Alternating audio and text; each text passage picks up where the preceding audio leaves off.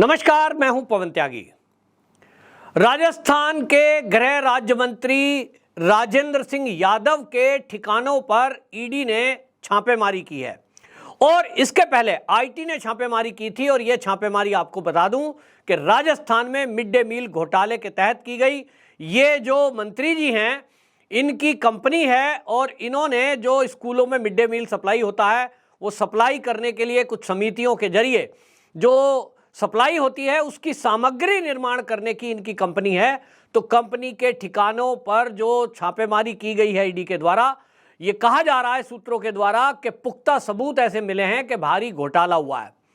ये आपको बता दें कि ये पौष्टिक आहार बनाने की इनकी कंपनी है और उस कंपनी के ऑफिस पर गुरुग्राम, उत्तराखंड और उत्तर प्रदेश समेत कई ठिकानों पर एक साथ रेड की गई। लगभग 53 ठिकानों पर ये जो रेड हुई है, इसमें अशोक गहलोत सरकार की जो भ्रष्टाचार की बात अभी तक लाल डायरी के जरिए सामने आ रही थी, अब उस पर पता लग रहा है कि वाकई में जो राजेंद्र गुढ़ा ने जो खुलासे किए थे और वो कह रहे थे कि इस सरकार में भ्रष्टाचार चरम पर है, वो बात कहीं सही होती दिखाई दे रही है। क्योंकि ये दूसरे ऐसे मंत्री हैं जो ईडी के शिकंजे में फंसते हुए दिखाई दे रहे हैं। इसके पहले जो जलदायी मंत्री हैं, उस जलदायी मंत्री का आपने देखा था महेश जोशी, उनके भी निकट सहयोगी ठेकेदारों के ठिकानों पर छापेमारी की गई थी।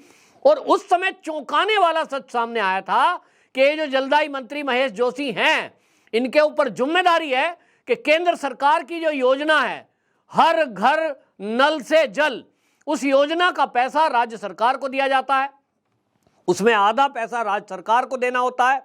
लोगों के घर तक नल से, टोंटी से पानी पहुंच सके, इसकी आवश्यकता यदि किसी राज्य में है तो वो सबसे ज्यादा राजस्थान में है। लेकिन यहां अशोक गहलोत के मंत्री जी ने तो कमाल कर दिया कि वो जो ठेकेदार थे उनको ठेका मनपसंद के लोगों को दिया गया, अपने निकट के लोगों को दिया गया। और वो जो ठेकेदार थे उन्होंने इस बात का कमाल कर दिया कि बगैर पाइपलाइन डाले, यानी पानी की पाइप डली नहीं, कई किलोमीटर तक पानी की पाइप डली नहीं, और उस किलोमीटर को यह दिखा दिया गया कि पानी की लाइन डल गई और पेमेंट ले ली। और तो और कई जगह पुराने पाइप डाल दिए गए, कई जगह प्लास्टिक के पाइप डाल दिए गए, जो कि आयरन का जो कास्ट आयरन का पाइप डलता है उसकी जगह। करोड़ों रुपए का वो घोटाला सामने आया।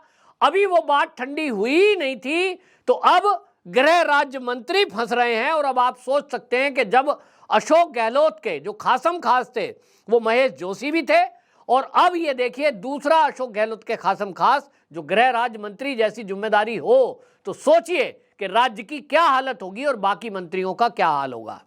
ये जो घोटाला है सारा, अब अगर कहेंगे तो ये कांग्रेस के पास एक ही जवाब है। सब विपक्षी दल एक ही बात बोलते हैं, साहब चुनाव चल रहा है, ये मोदी सरकार तो ईडी का दुरुपयोग कर रही है। लेकिन इस बात का क्या कोई जवाब देगा कि ये जो घोटाला हुआ है, इसमें सरकार के द्वारा एडवांस के रूप में लगभग 3.5 करोड़ रुपया एक ऐसी एजेंसियों को दिए गए, स्वयं सहायता समूह को दे दिए गए, जिनके ऊपर जिम्मेदारी थी कि वो स्कूल में पौष्टिक आहार की सप्लाई करेंगे। लेकिन उन्होंने वो पौष्टिक आहार की सप्लाई की नहीं, क्योंकि कोरोना काल में स्कूल बंद थे। और जब स्कूल खुले तो इनको कहा गया भाई आपको एडवांस दे दिया गया है, 3.5 करोड़ के लगभग एडवांस दिया है, तो आप ये पौष्टिक आहार जो बच्चों को देना है वो बना कर दो। लेकिन ना तो आहार मिला और ना वो पैसे वापस मिले। इनको नोटिस दिया गया तो जो कंपनी चलाने वाले थे, जो ऐसे 19 अन्नपूर्णा और महिला सहकारी समिति थी, स्वयं सहायता समूह थे, उनको बाकायदा इस बात के लिए कहा गया, नोटिस दिया गया, लेकिन 1,26,71,000 रुपए वो आज तक वापस नहीं आए। और इस पर भी आपको बताऊं कि कमाल यह है कि 2022 में इनकम टैक्स डिपार्टमेंट ने 53 जगह पर छापेमारी की थी। और वो छापेमारी इसलिए की गई क्योंकि इन्होंने इनकम टैक्स से छूट मांगी थी। कुछ ऐसी गैर सरकारी संस्थाएं जो एनजीओ आप कहते हैं, वो बना लिए गए। 2018-19 में 199 गैर मान्यता प्राप्त राजनीतिक दल, RUPP जिसको बोलते हैं, वो बनाए गए और उसमें 145 करोड़ की छूट का दावा किया गया। 2019-20 में 219 ऐसी पार्टी ने वो 608 करोड़ की छूट का दावा किया गया और इसके बाद इनकम टैक्स डिपार्टमेंट को ये लगा कि ये जो लोग टैक्स में छूट मांग रहे हैं इनको चेक तो किया जाए। जब चेक किया गया तो पता ये चल रहा है, लिंक दर लिंक खुलता चला गया कि ये इनकम टैक्स डिपार्टमेंट को बेवकूफ बना रहे थे। भारी अनियमितता पाई गई और फिर जब मंत्री जी का लिंक सामने आया तो मामला ईडी को ट्रांसफर कर दिया गया।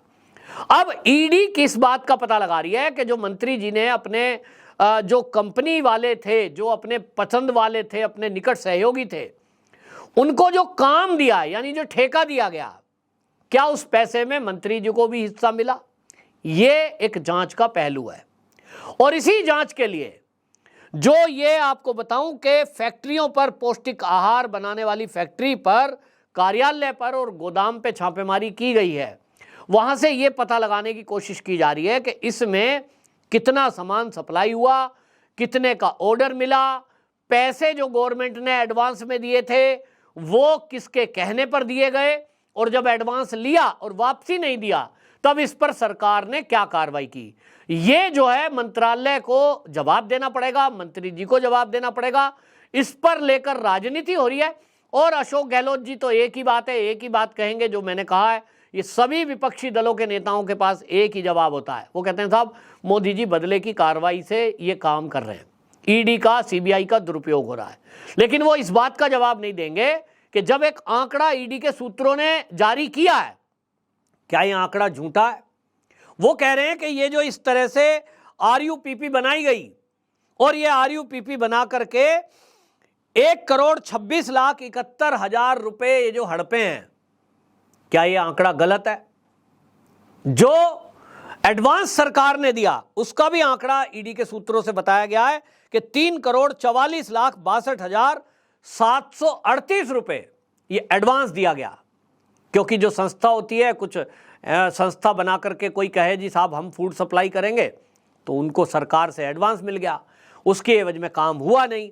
कोविड में स्कूल बंद हो गए, जब स्कूल खुलते हैं तो बाद में कहा जाता है भाई सप्लाई करो और पहला जो पैसा है वो वापस करो, तो काम नहीं होता, मिल बांट हो जाती है। ये आरोप लगाया है, अब इसकी जांच हो रही है और ये भी पता लगेगा कि जो जलदाय मंत्री थे महेश जोशी, उनके बारे में भी जो ठिकाने पर ईडी ने जो छापे मारे थे, जैसा मैंने बताया राजस्थान के अंदर ऐसे हजारों घर हैं जिनको केवल पेपरों में पानी मिला है, उनके घरों में टोंटी से जल पहुंचा नहीं है। आप में से हमारे जो राजस्थान के दर्शक हैं वो कमेंट में बताएं, क्या पूरे राजस्थान में लोगों को टोंटी से पानी मिल रहा है?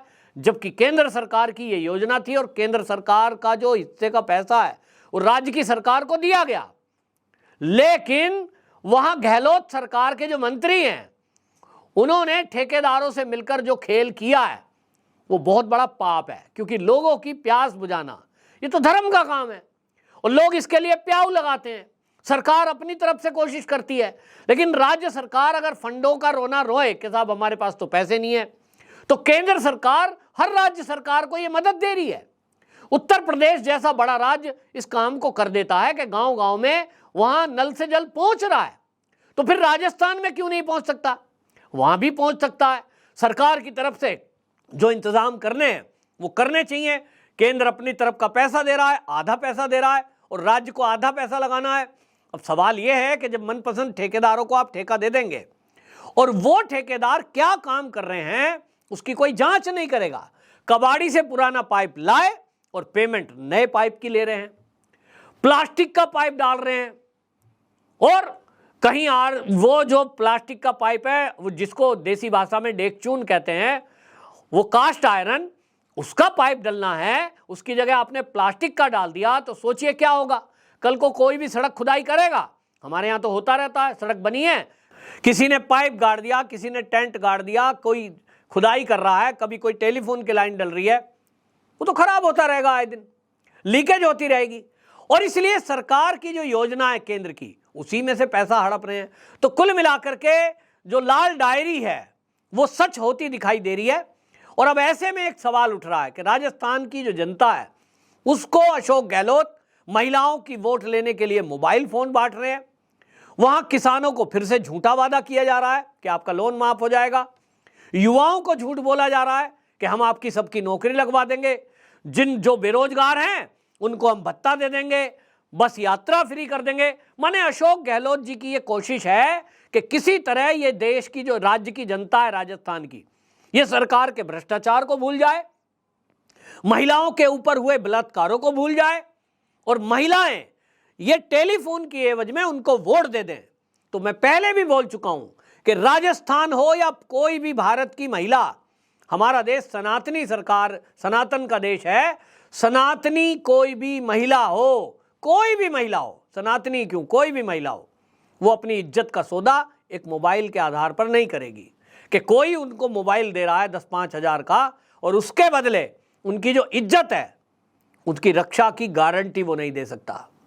अशोक गहलोत महिलाओं की इज्जत की गारंटी देने में विफल हुए हैं, जबकि दूसरी ओर जिन राज्यों में भी भारतीय जनता पार्टी की सरकार है वहां इस बात की गारंटी है कि पहली बात तो कोई छेड़ेगा नहीं, और अगर किसी ने छेड़ने की लड़की को हिमाकत की, माताओं बहनों के साथ अभद्रता करने की कोशिश की, तो उसको छोड़ा नहीं जाएगा। ये जो है ये केवल भाजपा शासित राज्य में होता है, उत्तर प्रदेश हो, चाहे असम हो, फिर चाहे उत्तराखंड हो, फिर चाहे मध्य प्रदेश हो। आप देख लीजिए, बुलडोजर भी चलता है और पुलिस की गोली भी चलती है, दोनों कार्रवाई कड़ी की जाती है। शासन प्रशासन इस मामले में सख्त रहता है कि बदमाशों के साथ कोई किसी प्रकार की छूट नहीं होगी। लेकिन राजस्थान बलात्कारों में नंबर 1 है, उस पर यह भ्रष्टाचार ऐसा है जैसे कोड़ में खाज। आपकी क्या राय है? कमेंट बॉक्स में जरूर बताएं। वंदे मातरम।